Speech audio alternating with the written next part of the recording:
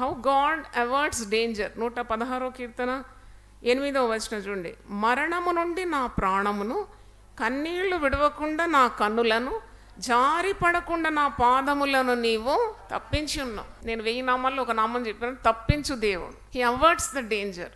చూడండి, మరణం రాకుండా, మరణం తప్పించడం ఎవరి వశం? ప్రభువైన యెహోవా వశం. కీడు వస్తే నువ్వు కన్నీళ్ళు ఆగుతుందా? నువ్వు గుండె కొట్టుకుంటావు, తల బాదుకుంటావు, మరి ఎంతగా నువ్వు బాధపడతావు, ఆవేదన పడతావు, తట్టుకోలేవు కొన్ని శ్రమలు.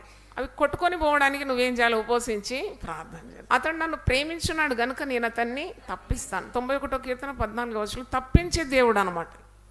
అని తప్పిస్తాడు. నీతిమంతులకు కలుగు ఆపదలు అనేకములు, వాటన్నిటి నుండి దేవుడు ఏం చేస్తాడు? తప్పిస్తాడు. మరణం నుండి తప్పిస్తాడు, గోతిలోని దిగిపోకుండా తప్పిస్తాడు, సమాధిలోకి దిగిపోకుండా తప్పిస్తాడు, కీడు రాకుండా తప్పిస్తాడు, కన్నీళ్లు విడవకుండా నిన్ను తప్పిస్తాడు, జారిపడకుండా తప్పిస్తాడు.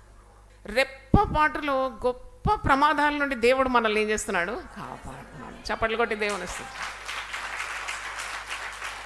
ఉపవాస ప్రార్థన అంటే తప్పించే విద్య.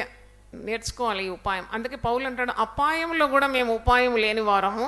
మాకు అపాయం వస్తే మాకు ఉపాయం ఉంది తప్పించుకోవడానికి.